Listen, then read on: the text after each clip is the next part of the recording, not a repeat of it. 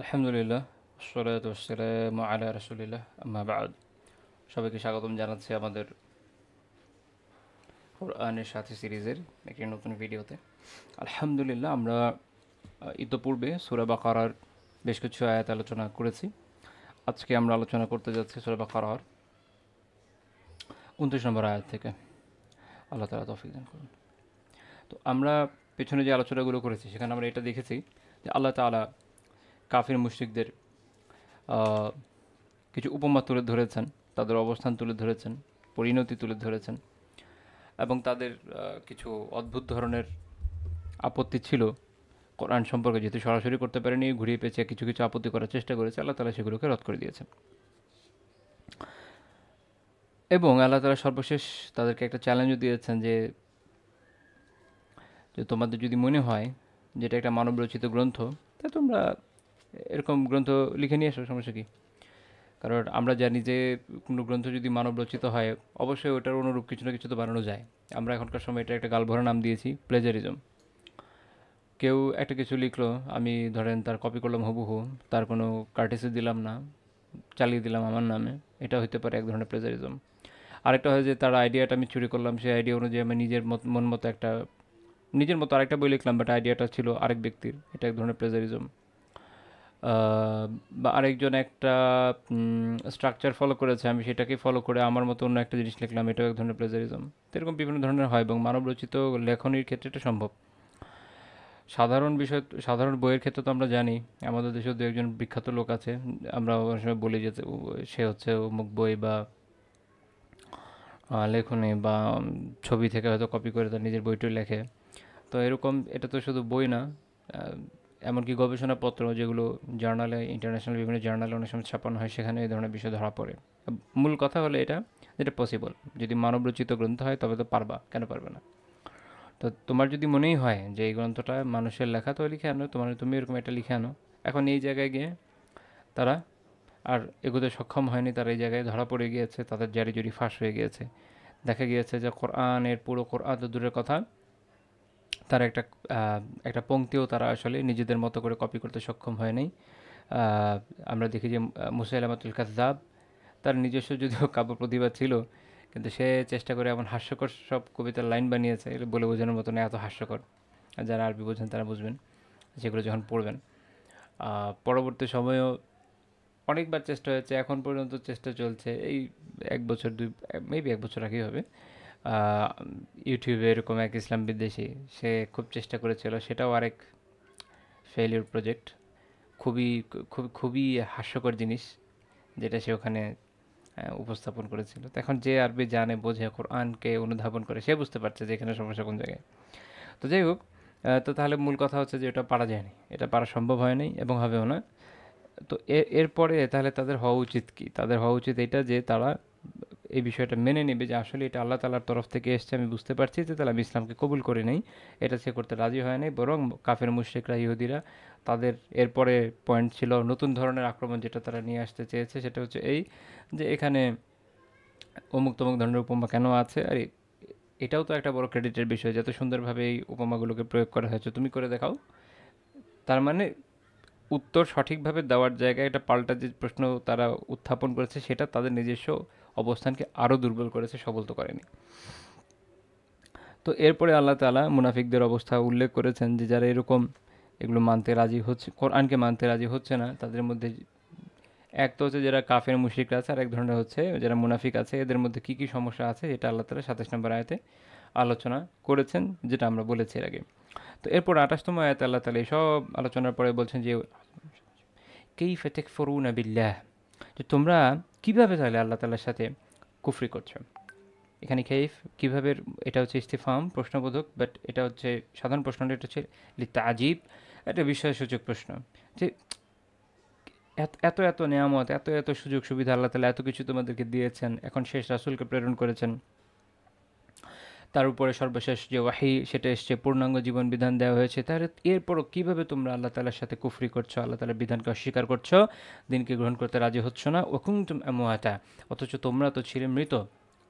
এখানে আমওয়াত মানে আবিধানিক অর্থ মৃত হলেও এখানে মূল কথা হচ্ছে যে তারা ছিল অনস্তিত্বে, অর্থাৎ মানুষ যে অনস্তিত্বে ছিল, এটা হচ্ছে এক ধরনের মৃত্যু। আমাদের আমাদের জন্মের আগে মাতৃগর্ভে আসারও আগে আমরা একদমই অনস্তিত্বে ছিলাম, রুহের জগতে ছিলাম, সেখান থেকে অস্তিত্বে এসেছি মায়ের গর্ভে প্রথম। সেখানেও অনেক শিশু হয়তো দুনিয়াতে আসতে পারে না, আল্লাহ তালা যাকে তৌফিক দেন সে দুনিয়াতে আসে, হায়াত পূর্ণ করে, একসময় সে মারা যায়। তো তাহলে সে যে অনস্তিত্বে ছিল, এখান থেকে আল্লাহ বলছেন ওখন আমওয়াতা, তোমরা তো ছিল অনস্তিত্বে, তোমরা ছিল মৃত, ফাহিয়াকুম, তিনি আল্লাহ তালাই তোমাদেরকে জীবিত করেছেন, নিজে থেকে তো জীবিত হতে পারোনি। নিজে থেকে আমরা কোন কাজটাই করতে পারি? এক মাতৃগর্ভের বিষয়ে দেখেন, সেখানে পর্যাপ্ত ওষুধ দেওয়া থেকে শুরু করে মাকে পর্যাপ্ত নারিশমেন্ট যা যা দেওয়া দরকার সবই আমরা বাইরে থেকে করতে পারি, কিন্তু সন্তানের হায়াত আসলে হবে কি হবে না এটা আল্লাহ ছাড়া কেউ নির্ধারণ করেনেওয়ালা নেই। তিনি নির্ধারণ করেন যে সে কি আসলে জীবিত থাকবে কি থাকবে না। অনেক মানুষ আছে না, ডেলিভারির সময় বাবু মৃত্যু হয়, যেটা বলে আপনার শিশু মৃত্যু নিয়ে অনেক আলোচনা আছে, যে কোন দেশে হার কত বেশি ইত্যাদি। আবার দুনিয়াতে আসলো, আহ, আমরা যে সারা জীবন একইভাবে চলি এরকম না, জীবনের পদে পদে মৃত্যুর ঝুঁকি থাকে। আমরা রাস্তায় বের হচ্ছি, আমাদের পাশ দিয়ে গা ঘেঁষে গাড়িগুলো উচ্চ গতিতে চলে যাচ্ছে, সামান্য একটু এদিক ওদিক হলেই তো মরে যেতে পারি, সামান্য কারো পা পিছলে এলেই তো মরে যেতে পারি, কে বাঁচাবে? তো আল্লাহ তালাই তো আমাদেরকে ফাহিয়াকুম, মৃত্যু থেকে জীবিত আমাদেরকে আল্লাহই করেছেন, এবং তিনি আমাদের হায়াত দিয়েছেন। আমাদের এখানে নিজস্ব কোনো এখতিয়ার নেই, আমরা চাইতে পারি কিন্তু বাস্তবায়ন করতে পারি না, সেই সক্ষমতা শুধুই আল্লাহ তাআলার, আর কারণেই। থুম্মা ইউমিতুকুম, এখন এই যে জীবন তুমি পেয়েছো এখানে তো শেষ না। থুম্মা ইউমিতুকুম, এরপর তিনি তোমাদেরকে মৃত্যু দিবেন। মৃত্যুটা এরকম না যে আম, আমরা নিজেদের কাছে ডেকে নিয়ে আসি। আমি যতই চেষ্টা করি না কেন, আল্লাহ না দিলে হবে না। মানুষ অনেক উঁচু ছাদ থেকে পড়ে গিয়েও বেঁচে যায়, মানুষ আত্মহত্যার চেষ্টা করেও বেঁচে যায়। আমরা মরতে চাইলে মরে উঠতে পারি এরকম না, বাট হ্যাঁ আমাদের দায় এই জায়গাতে, আমরা কি আত্মহত্যা করতে চাই কেন, এমন জিনিস যেটা হারাম, সেটার কারণে আমাদের দায়ভার। যদি এটা না হতো মৃত্যু আসতোই, কিন্তু সেটা এমনভাবে আসতো যে আমার দায়টা থাকতো না। অর্থাৎ আমার একটা ডিউটি, আমি ডিউটিটি পারফেক্টলি পালন করলে এটার জন্য আমি প্রতিদান পাবো। আর ওই জায়গাতে আমি যদি ঘুষ নিই, ডিউটি তো আমি করব, আমি একটা অফিসে আছি, ডিউটি করছি, এই ডিউটির বিনিময়ে আমি বেতন পেতে পারি যেটা বৈধ, এই সময় বসে আমি ঘুষও খেতে পারি যেটা অবৈধ। ইট ডিপেন্ডস অন মি, যে আমি কিভাবে আমার কর্তব্যটা পালন করছি। আমার কর্তব্য ছিল আমার নিজের শরীরের হককে আদায় করা, আমাকে নিজেকে হত্যা করার চেষ্টা করা নয়। তো যাই হোক, নিজেকে চেষ্টা করেও কি হচ্ছে না, মানুষ সবসময় মরে উঠতে পারে না, মরতে পারে না। আত্মহত্যা করার চেষ্টা করেছে, বেঁচে গেছে, কারণ মৃত্যু তো আল্লাহ তালার হাতে, তিনি লিখে রেখেছেন যেদিন ওই দিনই আসবে। তো ইউমিতুকুম, তিনি মৃত্যুদাতা, তিনি তোমাদেরকে এরপরে মৃত্যু দিবেন। তো এই যে জীবন, এই যে অনিশ্চিত থেকে অস্তিত্বে আসে, এরপরে মৃত্যু। এবং এখানেও একটা গুরুত্বপূর্ণ বিষয়, যে পৃথিবীর অনেক প্রাণী আছে যাদের ব্যাপারে গবেষকরা বলে যে এদের আসলে নির্দিষ্ট কোনো জীবনকাল নেই। কিছু কিছু প্রাণী অনেক লং টার্ম বাঁচে, কচ্ছপ আছে, আরও বেশ কিছু প্রাণী আছে। অনেক সময় তারা এরকম বলে যে এদের আসলে কোনো মৃত্যুকাল নেই, কিন্তু এরা মারা যায়। কীভাবে মারা যায়? বিভিন্ন ইস্যুতে, হয়তো মানুষ শিকার করে খেয়ে ফেলছে, বা অন্য কোনো প্রাণীর আঘাতে মারা যাচ্ছে। মূল কথা হচ্ছে মৃত্যু তো আসছে। তারা যখন এই কথাটা বলে, এটা দিয়ে আসলে বোঝাতে চাচ্ছে কি, মানুষের একটা গড়ায়ও ধরে রেখেছে, যে আমাদের দেশে ধরেন একটা হবে, আমার জানা নেই এই মুহূর্তে গড়ায় কত, ধরেন 60-70, পৃথিবীর এক এক দেশে এক এক রকম। এটা তারা এইভাবে বুঝে যে কতদিন পরে একটা মানুষ মারা গেল, তার একটা গড় হিসাব করে ওই দেশে হিসাবে, তখন একটা কিছু বের করে নিয়ে আসে। আর অন্য প্রাণীর ক্ষেত্রে হয়তো সেটা করতে পারছে না, কারণ ওটা হিসাব করার মতো বয়স তার নিজেরও থাকে না, অন্যান্য কিছু ইস্যু আছে। বাস্তবতা হচ্ছে মৃত্যু সবার কাছে আসে। এ ধরনের প্রাণী যাদের ক্ষেত্রে মানুষের মনে হয় যে না, সে হয়তো এরকম না যে মানুষের মধ্যে একটা নির্দিষ্ট একটা ফ্রেমের মধ্যে তার জীবনকে বেঁধে দেওয়া যায়, কিন্তু তারপরও তার মৃত্যু আসে। সুম্মা ইউমিতুকুম, তিনি তোমাদেরকে মৃত্যুদান করেন। মৃত্যু আসবেই, ওটাকে অ্যাভয়েড করা যায় না, সেটা যেই প্রাণী হোক যাই হোক না কেন। এখন মৃত্যুকেই শেষ না, আল্লাহ বলছেন সুম্মা ইউহয়িকুম, এরপর তিনি তোমাদেরকে পুনরুত্থিত করবেন। অর্থাৎ এটা হচ্ছে আমাদের ঈমান বিল বাস, পুনরুত্থানের উপরে যে আমাদের ঈমান, সেই কথার আলোচনা এখানে চলে আসলো। আল্লাহ তাআলা বললেন যে এরপর তিনি তোমাদেরকে পুনরুত্থিত করবেন। মৃত্যুই শেষ নয়। যদি কেউ মনে করে যে মৃত্যুই শেষ, আমি মরে গেলাম, আমার জীবন এখানে শেষ হয়ে গেল, না, এটা হচ্ছে না। মৃত্যুই শেষ নয়। মৃত্যু, এই জন্য আমরা অনেক সময় একটা কথা বলি ইন্তেকাল। ইন্তেকাল মানে কি? স্থানান্তর। অর্থাৎ আমরা এই দুনিয়া থেকে পরের দুনিয়াতে স্থানান্তরিত হচ্ছি। আমাদের বিশ্বাস, ইসলামের বিশ্বাস, মুমিনদের বিশ্বাস এইটা নয় যে মৃত্যু মানে আমার চোখের পর্দা বন্ধ হয়ে গেল, আর আমার সামনে একটা মুভি ছিল বন্ধ হয়ে গেল, টিভিটা অফ হয়ে গেল, এরকম কিছু না, সব শেষ হয়ে গেল, এরকম কিছু না। মৃত্যু মানে এক জীবন থেকে আরেক জীবনে স্থানান্তর, এই জীবনে যা করছি তার প্রতিফল পাওয়া। অর্থাৎ এই মৃত্যুর পরে আরেকটা জীবন শুরু হয়ে যাবে, সেটা হচ্ছে বারজাখের জীবন, মধ্যবর্তী দুনিয়া। তারপরে আল্লাহ তাআলা পুনরুত্থান ঘটাবেন। সেখানে আমরা সুম্মা ইউহয়িকুম, তিনি তোমাদেরকে এরপর কী করবেন? আবার জীবিত করবেন। আবার জীবিত হয়ে আমরা আল্লাহ তাআলার কাছে উপস্থাপিত হব। এখন আবার যে জীবিত জীবিত হব, আবার জীবিত হয়ে যেমনটা হিন্দুরা বা বৌদ্ধরা বিশ্বাস করে, আবার একটা জন্ম পাবো, ৭ জন্ম পাবো, পুনর্জন্ম পাবো, না। সুম্মা ইলাইহি তুরজাউন, আল্লাহ তাআলা বলে দিচ্ছেন যে এরপরে তার কাছে, আল্লাহ তাআলার কাছে তোমাদের প্রত্যাবর্তন, তার কাছে ফেরত ফেরত যেতে হবে। অর্থাৎ এরকম না যে জীবনের শৃঙ্খল, জীবনের চক্কর চলতেই থাকবে, এমন না। ফেরত যেতে হবে আবার আল্লাহ তাআলার কাছে, আবার আল্লাহ তাআলার কাছে ফেরত যেতে হবে। ফেরত যেতে হবে এই জন্য যে তখন আমাদের যে হিসাব নিকাশ আছে সেটা ওই সময় করা হবে, আমাদের আমলের হিসাব, এই দুনিয়াতে আমরা যা করেছি তার আমলের হিসাব সেই সময় দিতে হবে। তো এই আয়াতের প্রথম অংশে যেমন আল্লাহ তাআলা বলছেন যে দেখো, যিনি তোমাদেরকে, তিনি তোমাদেরকে অনস্তিত্ব থেকে অস্তিত্বে এনেছেন, সৃষ্টি করেছেন, জীবন জীবিকা দান করেছেন, এরপর তিনি মৃত্যু দিবেন। এই অংশটা যদি তুমি দেখো যে অনস্তিত্বে ছিলে, সেখান থেকে জীবনে এসেছো, এখান থেকে মৃত্যু হবে, এই তিনটা তো মানো, এই দুইটা চোখের সামনেই আছে। তাহলে এটার উপর ভিত্তি করে তুমি এরপরে যেটা চোখের সামনে নেয় সেটাও বুঝে নাও যে এরপরের জীবন এই যে আল্লাহ তাআলা এরপর আবার পুনরুত্থিত করবেন। এবং এইটাও সত্য যে যিনি আগে অনস্তিত্ব থেকে অস্তিত্বে আনতে পারেন, মানব জাতি ইটসেলফ অনস্তিত্বে ছিল, এই পুরো কুল কায়নাত অনস্তিত্বে ছিল। আমরা এই আয়াতের ঠিক পরের আয়াত, এই আয়াতের ঠিক পরের আয়াত ২৯ নম্বর আয়াতে আল্লাহ তাআলা আসমানসমূহ এবং জমিনের সৃষ্টির কথা উল্লেখ করছেন। সেটার সাথে আপনি এটাকে রিলেট করতে পারেন এইভাবে যে আমরা শুধু আমি, আপনি, আমরাই নই, পুরো মানব জাতি অনস্তিত্বে ছিল, মহাবিশ্ব অনস্তিত্ব ছিল, কোনো কিছু অস্তিত্বের মধ্যে ছিল না। আল্লাহ তাআলা এই সবগুলোকে অস্তিত্বে এনেছেন। যিনি সব কিছুকে অস্তিত্বে এনেছেন, আমাদেরকে এখানে গ্র্যাজুয়ালি মানব জাতি একের পর এক দুনিয়াতে এসছে, এর মধ্যে আমি আছি, এর মধ্যে আপনি আছেন, যিনি শুনছেন, আমাদেরকে তিনি আবার জীবন দিয়েছেন, এরপর মৃত্যু হবে, এটা আমরা জানি। এটা আমরা চোখের সামনে দেখি, সব মানুষই মারা যায়, সকল প্রাণীই মারা যায়। কাজেই এরপরে আমরা এর উপর ভিত্তি করে আমাদের বুঝে নেওয়া উচিত, আমাদের এটা স্বীকার করে নেওয়া উচিত যে অবশ্যই তিনি যখন বলছেন যে এত কিছু যিনি করেছেন, তিনি যখন বলছেন যে তিনি এরপরে তোমাদেরকে আবার পুনরুত্থিত করবেন, এবং সেই পুনরুত্থান এমনি এমনি হবে না, এই দুনিয়াতে যাই করে গেছো ওই এরপরে গিয়ে খুব মনের সুখে বাকি জীবন কাটাই দিবে, এভাবে হবে না। বরং আল্লাহর কাছেই যেতে হবে এবং সেখানে হিসাব নিকাশ হবে। তখন এই দৃশ্যমান ব্যবস্থা, দৃশ্যমান যে বিষয়, তার উপর ভিত্তি করে বোঝা যায় পরের কথা সত্য। এবং আল্লাহ তাআলা এই জন্যই বলছেন কাইফা তাকফুরুন, কাইফা তাকফুরুনা বিল্লাহ। তাহলে সেই আল্লাহর সাথে যিনি এই সব কিছু তোমাদেরকে দিচ্ছেন, করছেন, এবং সামনে আগামীতে এগুলো তিনি করবেন, সেই আল্লাহর সাথে তুমি কিভাবে কুফর করো, কিভাবে তাকে তুমি অস্বীকার করো, কিভাবে তুমি তার দিনকে গ্রহণ না করো, কিভাবে ইসলামকে তোমার জীবনের অবিচ্ছেদ্য অঙ্গ বানাতে অস্বীকৃতি জানাও, এটা তোমার বোঝা উচিত, এটা তোমার ভাবা উচিত।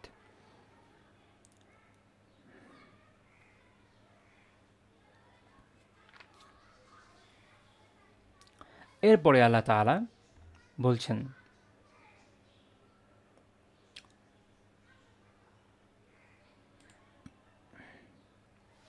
তিনি এরপরে বলছেন হুয়াল্লাযী খালাকা লাকুম মা ফিল আরদি জামিআ, তিনি সেই আল্লাহ, তিনি সেই সত্তা যিনি আসমান জমিনের, যিনি মাহফিল আরদি জামিআ, যিনি জমিনে এই দুনিয়াতে যা আছে সব কিছুকে বানিয়েছেন তোমাদের জন্য। অর্থাৎ আল্লাহ তাআলাই সেই সত্তা যিনি এই দুনিয়াতে যা কিছু আছে সব আমাদের কল্যাণের জন্য সৃষ্টি করেছেন। তাহলে এখানে এক শিরকের একটা গুরুত্বপূর্ণ পয়েন্টকে নাকচ করে দেওয়া হলো। সেটা কি?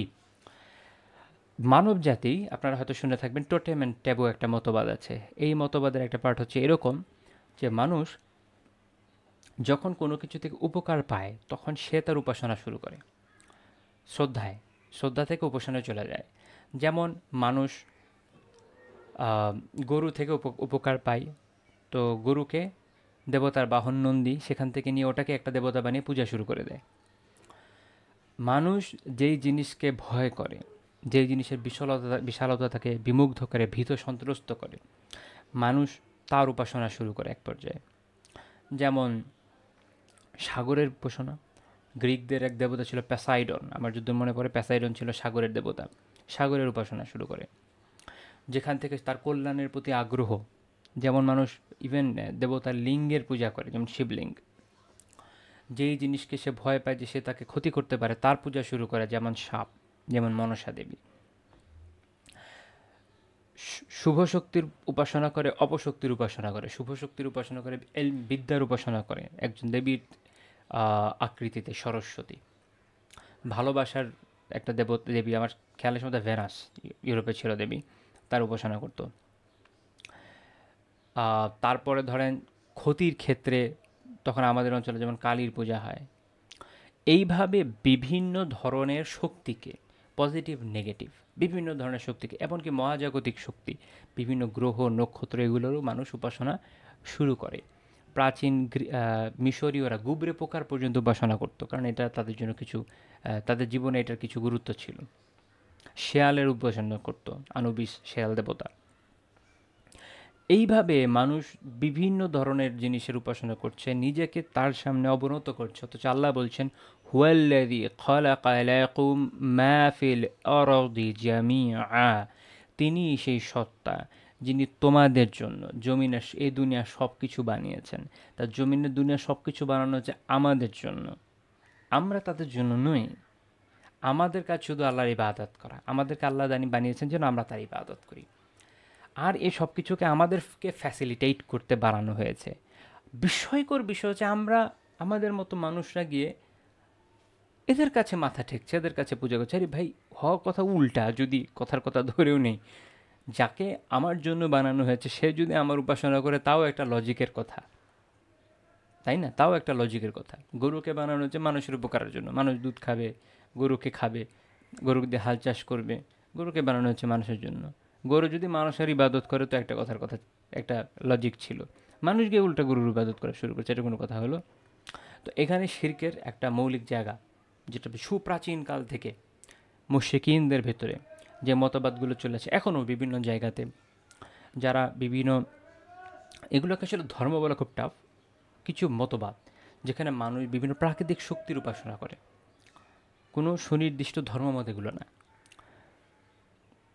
তো এইগুলো যেখানে এইসব প্রাকৃতিক শক্তির উপাসনাগুলো করা হয়, এখনও সারা দুনিয়াতে এই ধরনের যত শিরক আছে, সে সব কিছুর মূল হচ্ছে এইখানে যে দুনিয়ার বিভিন্ন জিনিসের ক্ষতি, ভয়, বা তার থেকে উপকারের আশা, বা তার প্রতি সন্তোষ, বা তার প্রতি আপনি কি বলবেন এটাকে, তার প্রতি সে যে তার থেকে যেটা কল্যাণ পাচ্ছে, এই জন্য তার প্রতি এক ধরনের বিনম্র শ্রদ্ধা।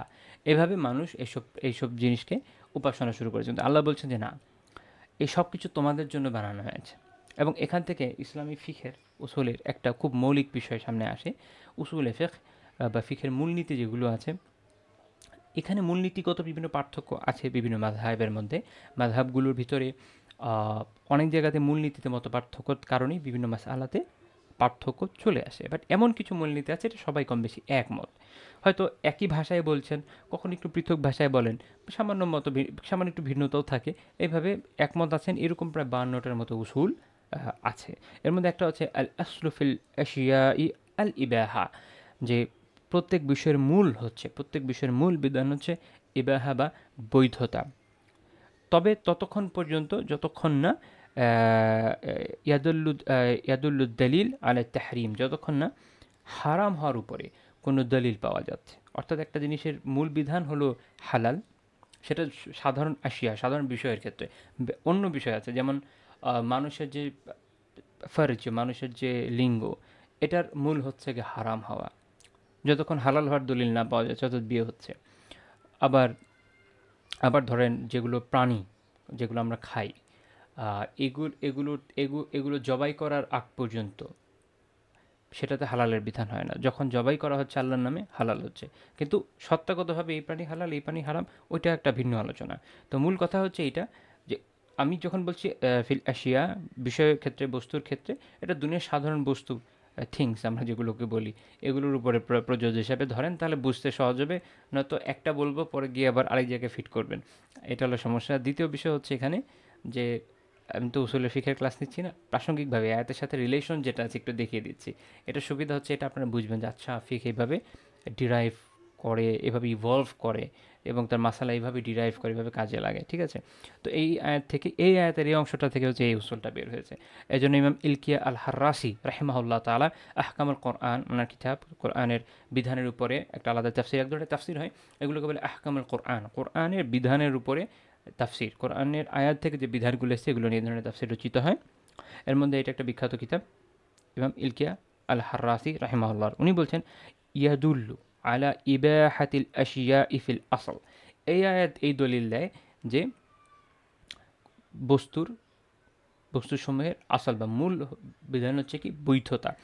ইল্লা মা ওয়ারাদা ফিহি দলিলুল হাজর, যতক্ষণ না এর উপরে হারাম হওয়ার কোনো দলিল আসছে। তাহলে হারাম হওয়ার দলিল আসলে তখন সেটা ভিন্ন বিষয় হয়ে যাবে এবং তখন দেখা যাবে তার উপরে অন্য মাসআলা আরোপিত হবে। হ্যাঁ, যেমন কথার কথা আমাদের সময়ে খুব প্রাসঙ্গিক একটা বিষয়, যেন মোবাইল ফোন এটা একটা সাধারণ বস্তু। এটা আপনি সাধারণভাবে বিধান কি দেবেন? হালাল দিবেন। একটা মাইক্রোফোন হালাল হবে। আমি একটা বই ইউজ করছি, হালাল হবে। এরকম যে কোনো বস্তু সাধারণ বিধান এটা হালাল হবে যদি হারামের বিধান না পাওয়া যায়। যদি হালালের কোনো কারণ, হারামের কোনো কারণ এর মধ্যে না আসে, ততক্ষণ এটা আমি কি বলছি, হালাল হবে। আচ্ছা, এখন কেউ মোবাইল ব্যবহার করে শুধু গুনাহ করে, সে এটা দিয়ে বিভিন্ন হারাম ভিডিও দেখে, এগুলো বলতে চাই না, আপনারা বোঝেন। তখন তার জন্য এটা যেহেতু একটা হারামের টুল, একটা হারামের মিন্স, এই কারণে আধুনিক ওলামা যারা আছেন ওনারা এটা এইভাবে বলেছেন যে কারো যদি এমন হয় যে সেটা দিয়ে হারাম কাজে ইউজ করে, তখন এটা তার জন্য হারাম হবে। ঠিক আছে, একটা বস্তু ইটসেলফ হালাল, এখন এটা কেউ চুরি করে বিক্রি করছে, আপনি জানেন যে সে চোর, তার থেকে কেনা তখন হারাম হবে। এরকম বিভিন্ন আলাদা আলাদা অনেক, এবং ওটার মধ্যে আবার আরও কিছু উসুল ওটার মধ্যে কাজ করবে। আমি জাস্ট ছোট ছোট দু একটা উদাহরণ, যে বোধগম্য উদাহরণ, যেটা শুনলে সহজে বোঝা যায়, এটা বোঝানোর জন্য কয়েকটা উদাহরণ দিলাম। এর মানে এই না যেখানে আরও কোনো নীতি কার্যকর না, হ্যাঁ আরও কিছু কি নীতি ওগুলোর মধ্যে কিন্তু কাজ করে। যে সেটা যারা এক্সপার্ট আছেন ওনারা ভালো বোঝেন। তো আসেন পরের পয়েন্টে চলে যাই। তো তাহলে আমরা এখানে বুঝলাম আল্লাহ তালা আমাদেরকে এটা জানালেন। তো এরপরে আল্লাহ তালা বলছেন যে সব কিছু তোমাদের জন্য সৃষ্টি করেছি। আল্লাহ তালা বলছেন যে এরপর তিনি, এখানকার অনুবাদ অনুযায়ী যে তারপর তিনি আসমানের প্রতি মনোনিবেশ করে সেটাকে 7 আসমানে বিন্যস্ত করলেন, কারণ এগুলো একত্রিত ছিল, এগুলো ছিল একত্রিত। তো আল্লাহ তালা এগুলোকে পুনর্বিন্যস্ত করলেন। এটাকে বিন্যস্ত করলেন কীভাবে? 7 আসমানে বিন্যস্ত করলেন। হুয়া বিকুল্লি শাইইন আলিম, আর তিনি সব কিছু সম্পর্কে সবিশেষ অবগত। এখানে আরেকটা আলোচনার পয়েন্ট চলে আসে যে এই আয়াত থেকে মনে হয় বাহ্যিকভাবে যে মনে হয় যেন জমিনকে আল্লাহ তাআলা দুনিয়াকে আগে বানিয়েছেন, তারপরে আসমানকে বানিয়েছেন। আবার বিপরীত আয়াত আছে সূরা নাজিয়াতে, দুঃখিত গলা ভেঙে যাচ্ছে, সূরা নাজিয়াতে 30 নম্বর আয়াতে আল্লাহ তাআলা বলছেন ওয়াল আরদা বা'দা যালিকা দাহাহা, আসমান সৃষ্টির পরের প্রসঙ্গে আলোচনায় আল্লাহ বলছেন যে দুনিয়াকে আল্লাহ তাআলা উপর বিন্যস্ত করলেন, বিস্তারিত করলেন, বিন্যস্ত করলেন। তো দুইটার মধ্যে একটা ভিন্নতা পাওয়া যাচ্ছে, আসমান আগে হলো না জমিন আগে হলো। তো প্রাচীন মুফাসসিরিনরা এটা নিয়ে অনেক আলাপ আলোচনা করেছেন। আল্লাহ তাআলা তাদের প্রতি রহম করুন, তাদের এবং আমাদেরকে সবাইকেই ক্ষমা করুন। আলহামদুলিল্লাহ, যারা দিনের জন্য কাজ করেছেন, অনেক কাজ করেছেন, তাদের প্রাসঙ্গিক সময়ের ইলম অনুযায়ী যতটুকু সম্ভব বোঝার চেষ্টা করেছেন। আচ্ছা, তো ইবনু আব্বাস রাদিয়াল্লাহু তাআলা আনহুর একটা কল আমরা এই ক্ষেত্রে দেখতে পারি। তিনি বলেছেন যে খলাকাল্লাহুল আরদা বিআকওয়াতিহা মিন গায়রি আন ইয়াদহুহা ক্বাবলা আস-সামা। আল্লাহ তাআলা আসমান সৃষ্টির আগে জমিনের যে মূল, এটার যে নারিশমেন্ট, এগুলো সহ এটাকে বানিয়েছেন। সুম্মা ইস্তাওয়া ইলাস সামাই ফাসাওয়াহুন্না সাবআ সামাওয়াত, এরপর আসমানে ইস্তেওয়া করলেন বা মনোযোগ দিলেন, এখানকার অনুবাদ অনুযায়ী, কিন্তু আমি এটা নিয়ে পরে কথা বলবো। আসমানের প্রতি মনোনিবেশ করে সেটাকে 7 আসমানে বিন্যস্ত করলেন। সুম্মা দাহাল আরদা বা'দা যালিকা, এরপর আসমানকে এরপর জমিনকে তিনি সুবিন্যস্ত করলেন। অর্থাৎ প্রথমে এটা একটা মূল এসেন্স থাকলো জমিনের, আসমান তৈরি হলো, তারপর এটাকে সুবিন্যস্ত করলেন। আপনি যদি এই থিমটাকে সামনে রাখেন তাহলে অনেক কিছু ক্লিয়ার হয়ে যায়। তা থেকে ওই পয়েন্টটাও মাথায় চলে আসে যে সব কিছু আমরা জানি, এক সময় যে বিগ ব্যাং থিওরি নিয়ে কিছু কথাবার্তা আছে, আই হোপ আপনারা জানেন, এখনকার সময় যেটা খুব প্রসিদ্ধ বিগ ব্যাং থিওরি। তো সেখানে আমরা একটা জিনিস ওখান থেকে জানি যে এক সময় অসীম ঘনত্বের একটা বিশাল সংজ্ঞা আছে, যাই হোক আমার সব মনেও নাই, একটা ছিল, একটা কণা বলা হয়, সেখান থেকে একটা মহাবিস্ফোরণের মাধ্যমে সব কিছু সৃষ্টি হয়েছে।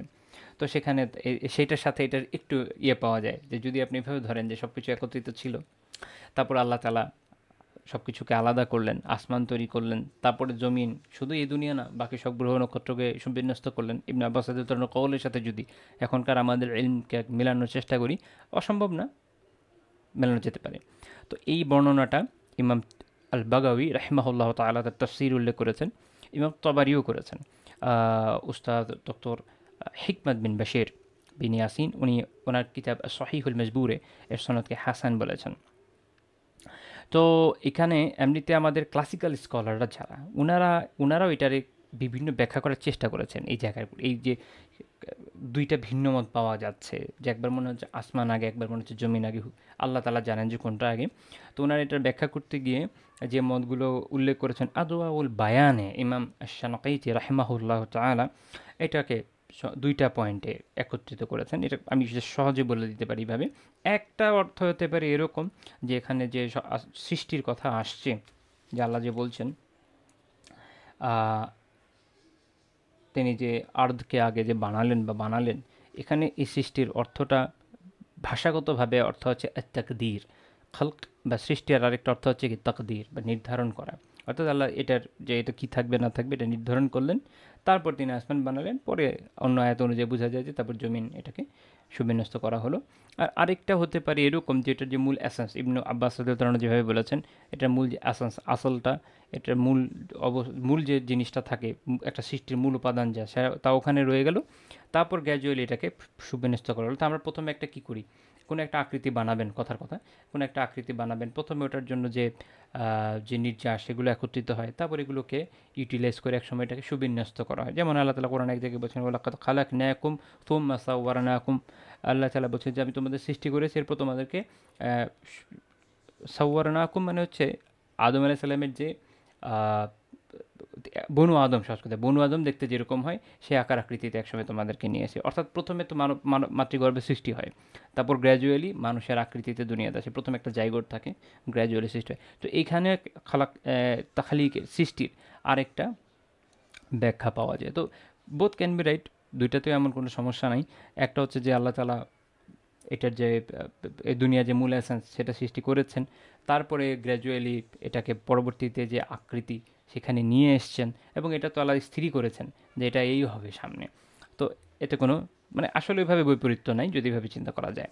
এবং আমরা এক্ষেত্রে যদি আরও কিছু আয়াতকে সামনে রাখি তাহলে আমাদের জন্য বোঝাটা আর একটু সহজ হবে। যেমন আল্লাহ তাআলা সূরা আম্বিয়াতে বলেছেন, আম্বিয়া 30 নম্বর আয়াতে, যে আওয়ালাম ইয়ারাল্লাযীনা কাফারু, যারা কুফর করে তারা কি দেখে না, আন্নাস সামাওয়াতি ওয়াল আরদু কানাতা রাতকা ফাফাতাকনাহুমা, যে আসমান সমূহ এবং জমিন একত্রে ছিল, এরপর আমি এদেরকে বিচ্ছিন্ন করেছি।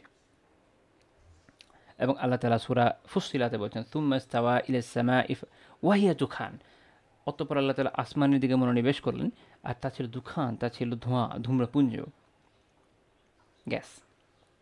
ফাকালা লাহা ওয়ালিল আরদি, এরপর আসমান সমূহকে, জমিনকে আল্লাহ কি বলেন, ইতিয়া তাআ আও কারাহা, আনুগত্যের সাথে ইচ্ছায় বা অনিচ্ছায় আসো।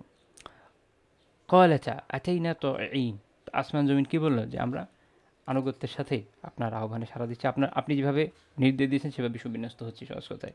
তো এগুলো সব যখন রাখবেন একসাথে সামনে রাখবেন, তখন এই চেহারাটা হয় যে হ্যাঁ হতে পারে, অসম্ভব না, যেটা আমাদের এখনকার যে চিন্তা, যে যেমন Steven Weinberg the first 3 minutes, একটা বিখ্যাত বই আছে, a modern view of the origin of the ইউনিভার্সে, উনি যেরকম বলছেন যে বিশ্ব সৃষ্টির সম্পর্কে তত্ত্বটা কি, যে বিশ্বজগৎ সৃষ্টি হয়েছে গ্যাস ও অন্যান্য পদার্থের ক্ষুদ্র কণিকার সমন্বয়ে গঠিত উত্তপ্ত ধোঁয়াটা একটা মিশ্রণ থেকে, সেই মিশ্রণ থেকে কী হয়েছে, সব কিছু পৃথক হয়েছে। আমরা যেটা বলি বিগ ব্যাং, প্রথমে ধোঁয়া ছড়িয়ে গেছে, ধোঁয়া বলতে ধূম্রপুঞ্জের মতো আসলে এগুলো, মহাজাগতিক মেঘ বলে, বাংলায় অনুবাদ করে মহাজাগতিক মেঘ, ইংরেজি টার্মটা কি আমার জানা নেই। তারপর সেখান থেকে আমরা জানি যে ধীরে ধীরে ওখানে, আচ্ছা ওইটা যদি চিন্তা করা হয় তাহলে দেখা যাচ্ছে যে পুরো মহাকাশটা একরকম বিস্তৃত হয়েছে, সেখানে এই ধূম্রপুঞ্জগুলো ছড়িয়ে গেছে জায়গায় জায়গায়, সেখান থেকে গ্র্যাজুয়ালি অন্যান্য বিষয়গুলো তৈরি হয়েছে। তো ওই যে মূল এসেন্সটা থাকা, আসমান জমিন এক হয়ে থাকা, পৃথক হওয়া, তারপর সেই মূল এসেন্সটা থেকে একটা একটা করে গ্রহ তৈরি হওয়া, তারপরে নক্ষত্রপুঞ্জ তৈরি হওয়া, নক্ষত্রপুঞ্জ থেকেই বলে যে ভেঙে ফ্র্যাকশন হিসাবে গ্রহগুলো তৈরি হয়েছে, আল্লাহ আলম। বাট মূল কথা এটা যে ফুল সবগুলো একত্রিত থাকা, তারপর আলাদা হওয়া, আসমান তৈরি হওয়া, জমিনগুলো তৈরি হওয়া, বিভিন্ন গ্রহ তৈরি হওয়া, তারপর এবং অন্যান্য যা যা পুরো মহাজগতে আরও যা যা আছে সব কিছু তৈরি হওয়া, এই সব কিছুর মূল পয়েন্টটা হচ্ছে এখানে। এবং আমরা যখন এই 4টা আয়াতকে একত্রিত করব তখন আমাদের জন্য এটা বোঝা তুলনামূলক সহজ হবে। আর যদি এটা বাদ দিয়ে শুধু একটা নিয়ে চিন্তা করি তাহলে বোঝাটা সমস্যাজনক হবে, হয়তো আমরা কনফিউজড হয়ে যাব। আচ্ছা, এখানে আরেকটা কথাও বলে রাখা উচিত। হ্যাঁ, আলহামদুলিল্লাহ এখনকার সময়ে যে বিজ্ঞানের এই বিষয়ে জ্ঞান, এটার সাথে কোরআনের যে ইলম, এটার সামঞ্জস্য করা তুলনামূলক সহজ এবং খুবই রিলেটেবল। এই কারণে এখনকার বিগত অনেক বছর ধরে ওলামা এটা নিয়ে আলোচনা করেছেন, দেখিয়েছেন হ্যাঁ একই রকম মিলে যায় আলহামদুলিল্লাহ। এটা আল্লাহ তাআলার শুকরিয়া। কিন্তু মনে রাখতে হবে যে কোরআন আমাদের কাছে বড় মানদণ্ড। আমরা বিজ্ঞানের উপর বেস করে কোরআনের উপর বিলিভ করি না, আমরা কোরআনকে বিলিভ করি, কোরআনের ব্যাখ্যাকে আমরা সঠিক মনে করি।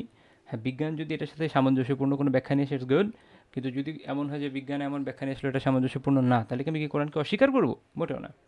কোরআনের যে ব্যাপক জ্ঞান, তারপরে সব কিছু আলহামদুলিল্লাহ আমাদের আমাদের যেগুলো বোধগম্য সেগুলো আমাদের কাছে একদম ক্লিয়ার, যেগুলো সঠিক।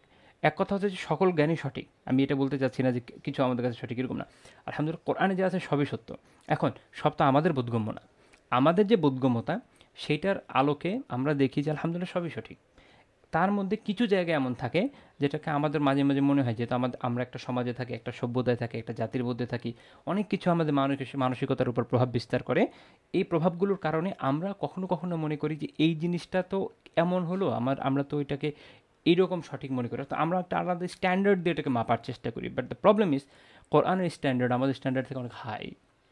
মানে আল্লাহ তাআলার দেয়া স্ট্যান্ডার্ড, সেটা হলো গিয়ে আপনার পার্মানেন্ট স্ট্যান্ডার্ড। সেটা আগেও যেমন ছিল, এখনও তা আছে, আগামীতেও তা থাকবে।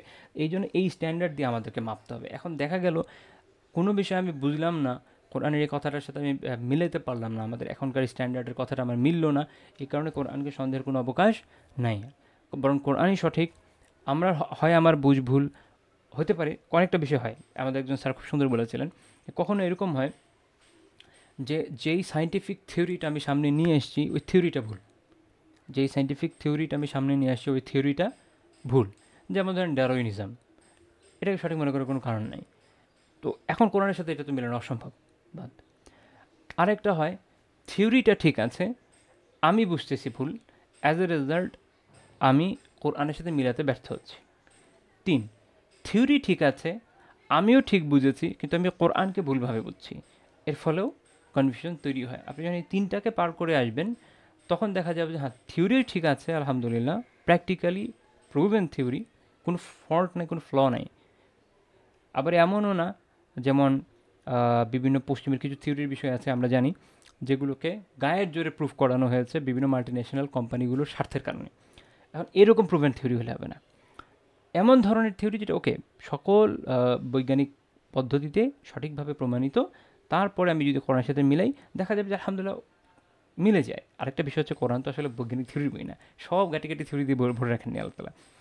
প্রাসঙ্গিক কিছু বিষয় তিনি সেখানে আলোচনা করেছেন যেটা আমাদের হিদায়াতের জন্য জরুরি। কোরআন বেসিক্যালি কাজ করে হিদায়াত নিয়ে, তাওহীদ নিয়ে। পুরো কোরআনের মূল আলোচ্য বিষয় হলো তাওহীদ এবং আমাদের হিদায়া, আমাদের পরকালীন এবং ইহজাগতিক কল্যাণ।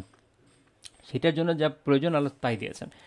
মূলত আখলাক নিয়ে আলোচনা করেছেন এক হিসাবে। এর সাথে প্রাসঙ্গিকভাবে কখনো কখনো কিছু সায়েন্টিফিক বিষয় বলেছেন, এটা হলো মূল কথা।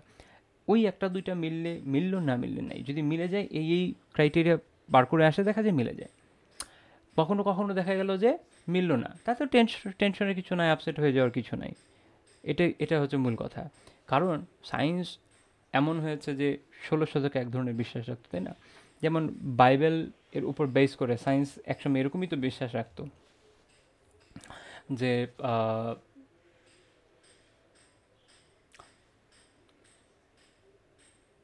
পুরো বিশ্বজগৎ পৃথিবীকে কেন্দ্র করে ঘোরে। এটা বহুকাল পর্যন্ত তাদের বিশ্বাস ছিল, বিকজ এটা বেসিক্যালি বিশ্বাস ছিল গ্রিকদের এই বিশ্বাসটাকে বাইবেল আত্মীকরণ করেছে। এখন বাইবেল যখন একবার আত্মীকরণ করে নিয়েছে, এখন এটা তো অস্বীকার করলে তো কী হয়ে যাবে, ধর্মদ্রোহিত হবে। এই কারণে আমরা জানি যে কোপারনিকাস, গ্যালিলিও তাদের উপর দিয়ে কী গিয়েছে। তারপরে একটা পর্যায়ে মানুষ মেনে নিয়েছে যে আচ্ছা সায়েন্স এটা আবিষ্কার করেছে যে আসলে এইভাবে হচ্ছে, সব কিছু মহাবিশ্বভাবে চলছে। এখন আমরা যদি ওই সময়ে কোরআনের বিভিন্ন আয়াত যা এটার খিলাফ চিন্তাধারা আমাদের সামনে নিয়ে আসে, সেটার সামনে এটাকে উপস্থাপন করতাম, তখন মনে হতো যে তাহলে কোরআনে কি ভুল বললো, অথচ দেখা যাচ্ছে যে সায়েন্টিফিক থিওরিটাই সঠিক না, যেটা আমরা এখন বলছি। এখনকার সময় কোনো সায়েন্টিফিক থিওরি আসলো যেটা আমার মনে হলো যেটা কোরআনের সাথে মিলছে না, এখন আমি এই কারণে একটু অস্বস্তি ফিল করলাম দেখা গেলো হতে পারে আমার জীবদ্দশায় বা আমি মরে যাওয়ারও পরে কয়েকশো বছর পরে প্রুভ হলো যে থিওরি ভুল ছিল, তখন কী করবেন? তো মূল কথা হচ্ছে কোরআন হচ্ছে অ্যাবসলিউট ট্রুথ, এবং এটা হচ্ছে আমাদের মূল বিশ্বাসের পয়েন্ট এক। দুই নম্বর আরেকটা খুব গুরুত্বপূর্ণ পয়েন্ট মনে রাখেন, সায়েন্টিফিক্যাল থিওরি, ঐতিহাসিক উদ্ভাবন, বিভিন্ন বিষয়ে আমরা অনেক সময় কোরআনের যে সত্যতা এটার জন্য ইউজ করি সাপোর্টিভ এভিডেন্স হিসাবে, বেসিক এভিডেন্স না, সাপোর্টিভ এভিডেন্স হিসাবে। যদি আপনি এগুলোর উপর ইমান এনে এই ইমানের উপর বেস করে কোরআনকে বিশ্বাস করেন, তাহলে বড় খতরা হচ্ছে এইখানে ওই এভিডেন্স যদি কখনো ভুল প্রমাণিত হয় তখন আপনার কোরআনের উপর বিশ্বাস উঠে যাওয়ার সম্ভাবনা থাকে। 80-র দশকের সায়েন্স অ্যান্ড কোরআন টাইপের যত বই আছে এগুলো একটু কেউ যদি পারেন পড়তে পারেন, যদি মনে চায়, যদি ফ্রি টাইম থাকে, এক্সট্রা টাইম থাকে না, তো এগুলো সময়ের অপচয়। 80-র দশকের অনেক থিওরি যেগুলো পরবর্তী সময়ে সঠিক বলে প্রমাণিত আর হয় নাই, সেগুলোকে প্রমাণ করার জন্য গায়ের জোরে কোরআন আয়াতকে ব্যবহার করা হয়েছে। যেমন সূরা ইউসুফে আল্লাহ তাআলা আহাদা আশারা কাউকাবা এর কথা বলেছেন, যে ইউসুফ আলাইহিস সালাম স্বপ্নে দেখলেন 11টা কাউকাব, এবং চাঁদ এবং সূর্য তাকে সিজদা করছে।